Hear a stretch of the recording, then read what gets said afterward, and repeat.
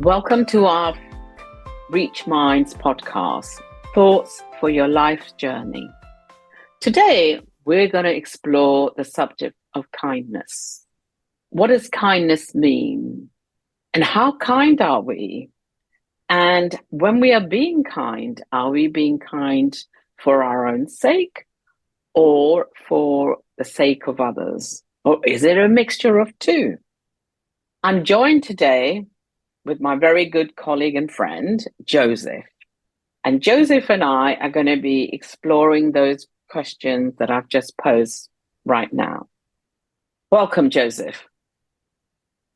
Thank you. Thank you, Nita. Thank you to be back on your wonderful podcast. Yes, kindness is a good topic to discuss. There's a lot of need for it in our world today. Indeed. And I've been awakened to kindness for a long time. And I remember, 28 years ago, we were attending an NLP Master Practitioner course, and we had to go and do random acts of kindness for a weekend. And that was a great exercise for us to explore what that meant for us and really take ourselves out of our own comfort zone. What I want to do is I want to kind of fast forward why I've got re-engaged with kindness again. It's not the fact it's disappeared from my life in the last 28 years. It's again a refocus for me. And what got me prompted, Joseph, was I was on a bus coming back from hospital, and as I sat in the bus, I noticed a cafe quite near me that said, "Kindness is the new superpower." Now, it got me thinking. And I went, wow, that's pretty awesome. Fast forward, I got off the bus, I went to this stall, and the people who were serving were so kind to me.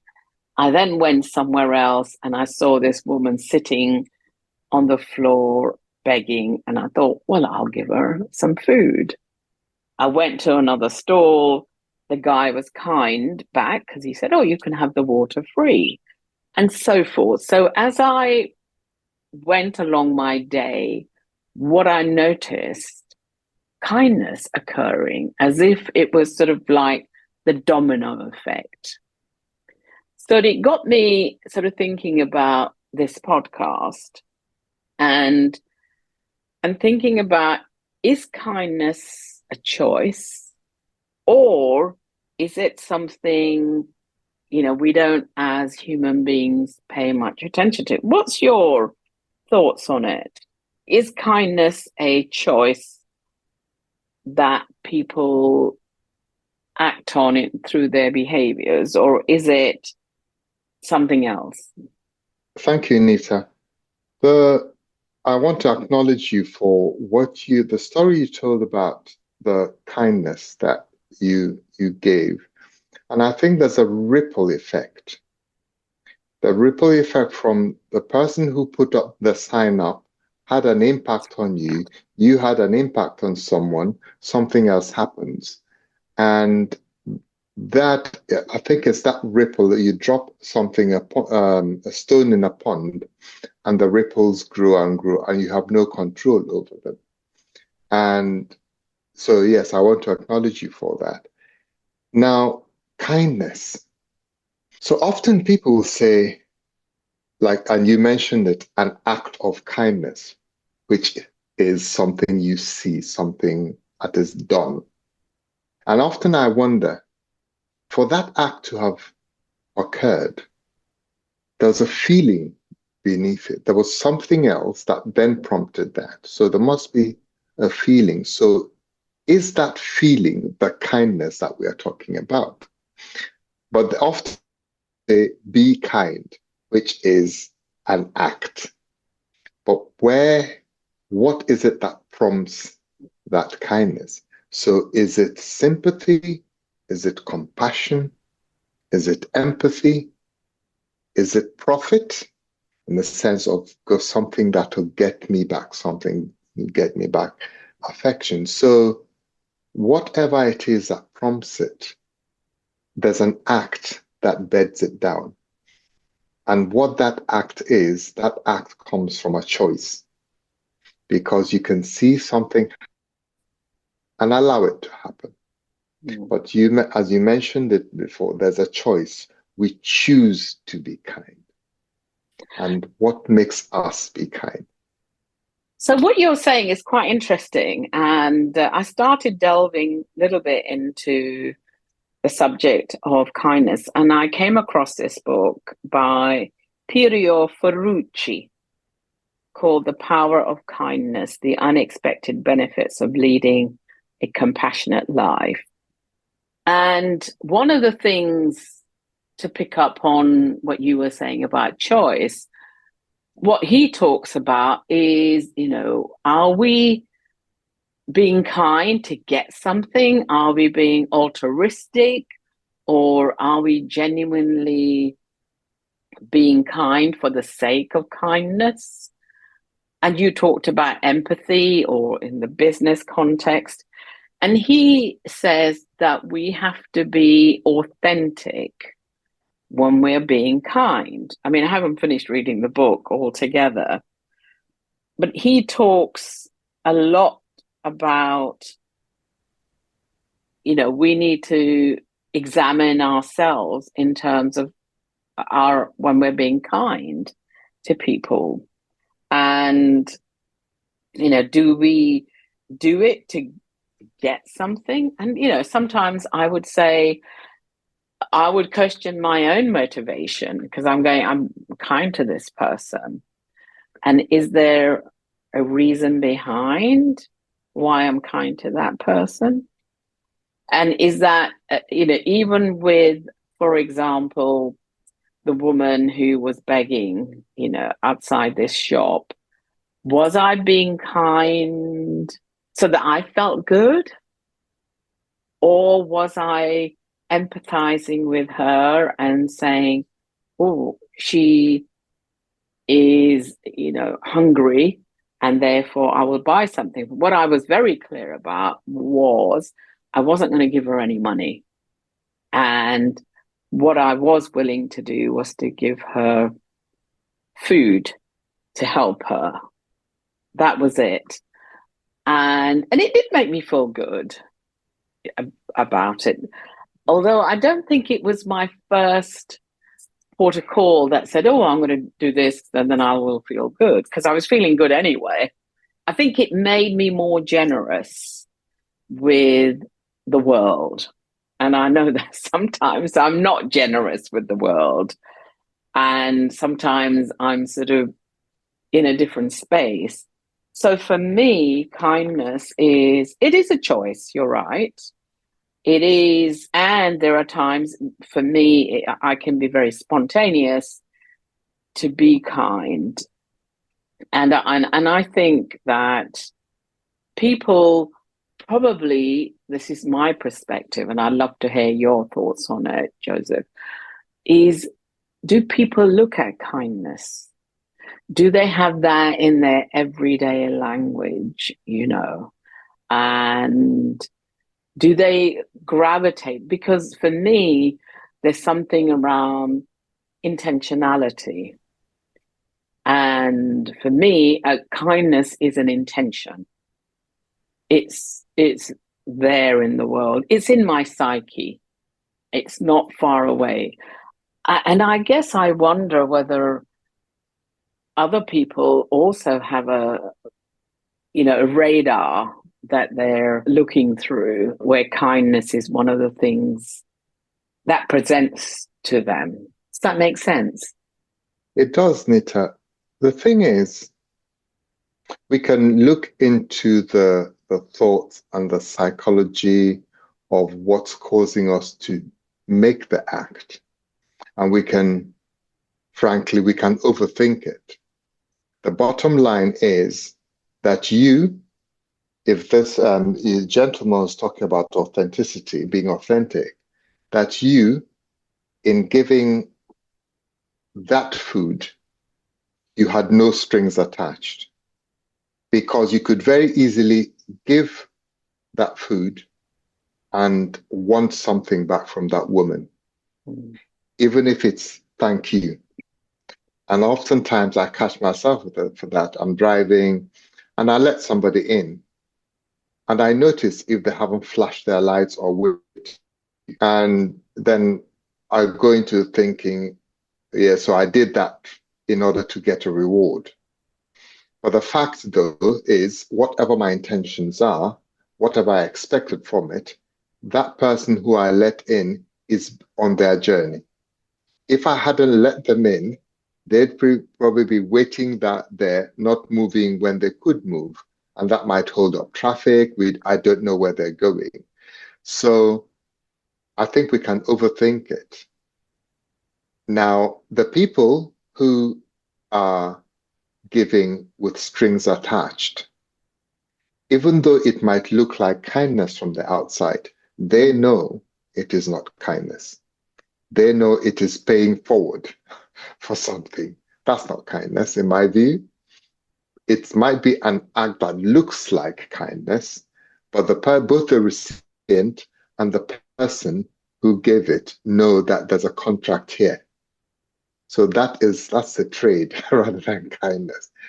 So I think in terms of what you're saying, the lens that each person looks at the same act would be different. And it's difficult for us to know from the outside. We each know what's behind that act of kindness. I look at mercy, for example. It's not a very popular word these days. I think mercy is it's a type of kindness where you can get retribution, you can get revenge, but you choose not to. Again, that choice. And the reason why you're choosing not to is not in order to get something else, but you just made a choice and you want to move on with your life.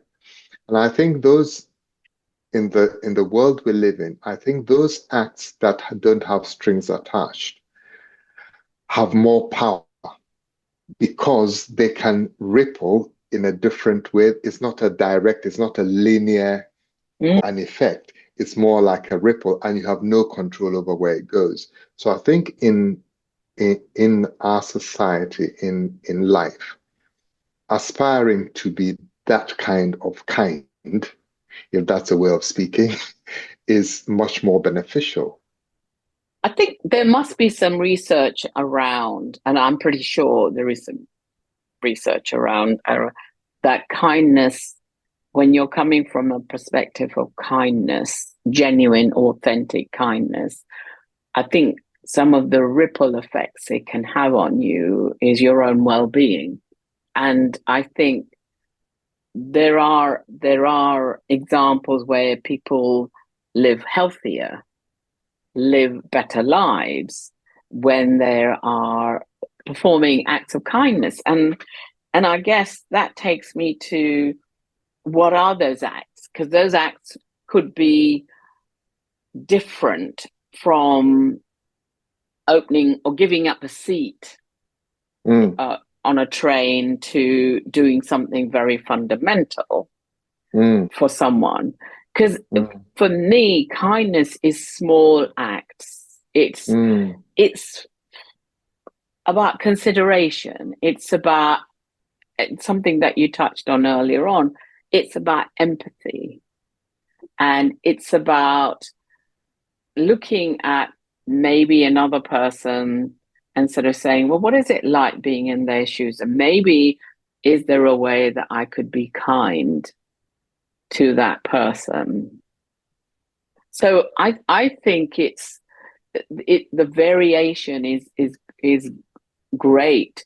And I also think that kindness is about when you do something that someone doesn't expect you to do, which could be, I don't know, cutting your hedge and you didn't realize that your neighbor did that while they were doing their own. That's an act of kindness. in some Mm, ways. I mean, again, mm. how does kindness show up for you, Joseph? Yes, when you described the your interaction with the woman who you bought the food, I saw two levels there. One was the food you gave her, and the second, perhaps deeper impact, was you saw her. And for many people, and I've seen this on the streets of London, many people who stand and beg are ignored. Yeah. So even when I don't have any money, recently, after COVID, I tend not to carry any money. But someone asks me for money and there's no shop around for me to buy anything for them, I will say to them, I'll look in their eye and say to them, I've got no money. And that for me says, I see you. For many people out on the streets, they are not seen. And so in doing that, so for me, that seeing someone is an act of kindness. Like the examples you gave on the standing up for someone on a bus, on a tube, allowing somebody to walk before you, crossing the road, or walking, giving a distance if you're a man and it's evening or night, and there's a woman walking in front of you, keeping a distance from her so she doesn't feel threatened, I think is an act of kindness. You're recognizing that this person might feel unsafe if you're walking close to them. So you give a distance or you cross the road or something. It's a choice you're making to help them feel safer.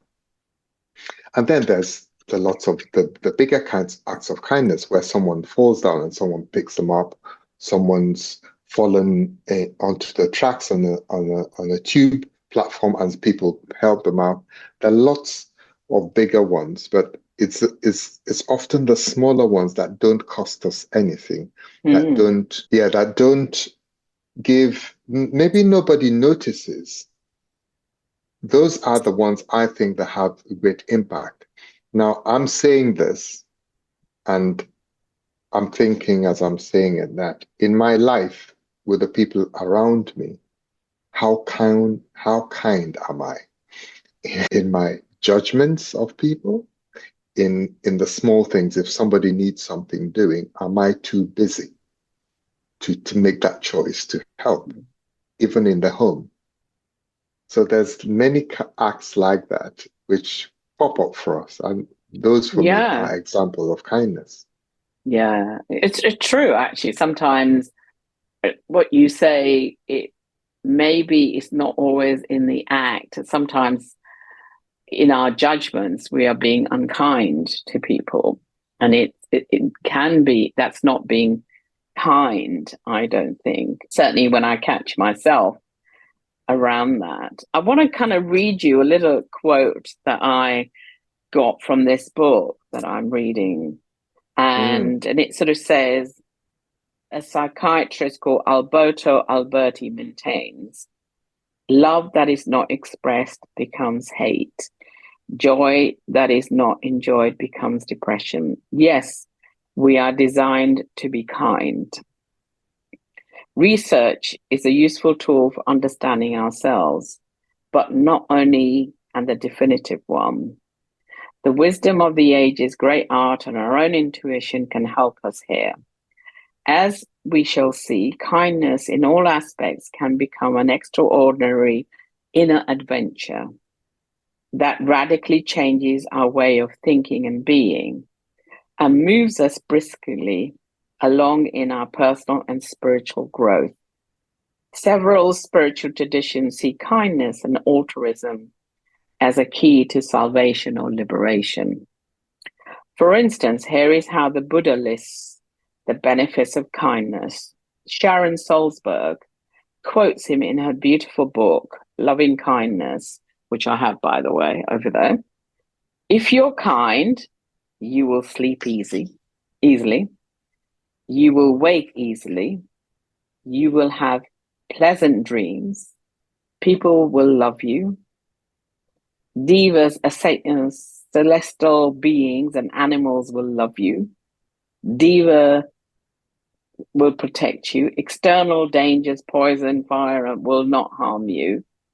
Your face will be radiant. Your mind will be serene. You will die unconfused. You will be reborn in happy realms. What do you think about that? I like it. I like it because it's deep. It's real in what you said about us being designed to be kind, and how the kindness fits into not just our lives, but the universe around us. I don't know. I was looking up kindness and what are the benefits of kindness. I did some research, and things like it says when you're kind, it releases endorphins, which Yes. are the world and natural painkillers. So some of the pain of things that we experience in life, if we are designed to be kind, perhaps those are the ways that naturally we could help ourselves live through what would be more painful or pain. It says it improves relationships. Kindness improves relationships. It deepens friendships, gives a sense of belonging. This is part of living. This is part of life, and it's in line with what you just read out. That it improves one's own empathy, Yeah. and it inspires empathy in others. Then the Mental Health Foundation say that kindness improves your mental health, your well-being, your self-esteem. And then that kindness helps keep things in perspective. So if I have trouble and things are going on quite difficult for me, and I am able to see that you also have trouble, and I can give you some help, some words or some physical help. At the time I'm doing that, my focus is not on my woes, it's on you. And Yeah. so I can see that, yes, I'm in pain, but you also are in pain. And I think that helps us live more fulfilled lives.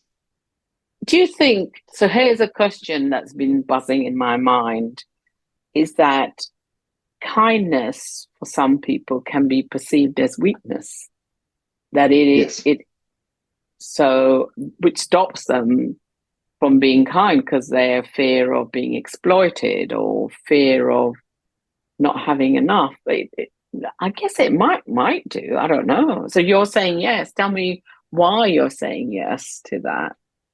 So in a world where, in a capitalist world where you're meant to get the most profit from anything you produce or a service you give, or for example, look at consider a landlord. Landlord is charging a rent. The going rent is 1,200 a month, and the landlord chooses to charge 100.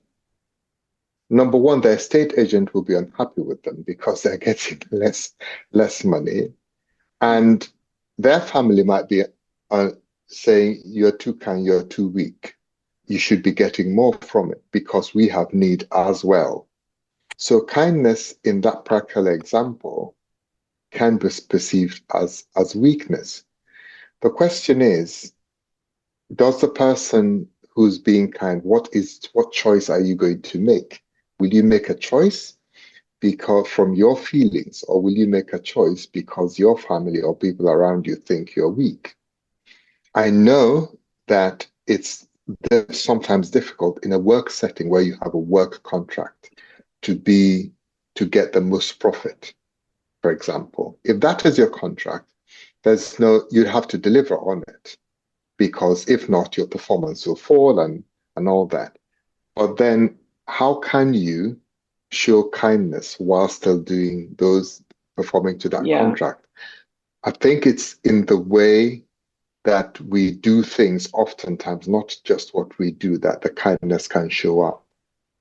I think so. I think it is is what you're saying is what we do where kindness can show up. And I think from my perspective, being kind doesn't lead you, or I associate that with weakness.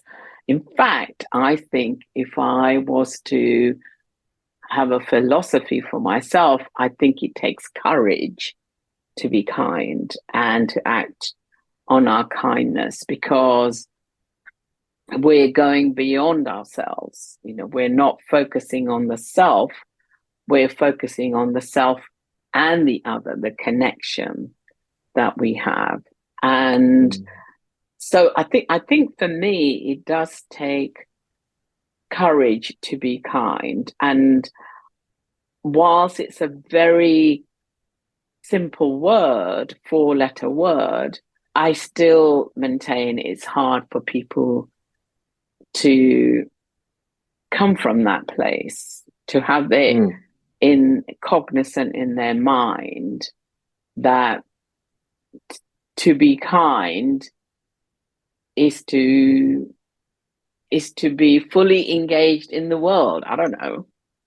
So thank you, Joseph, very much for your participation again in this enormous subject around kindness. Thank you, Nita, for the opportunity and for sharing your wisdom and knowledge. Thank you. Thank you. If you enjoy listening, tell a friend.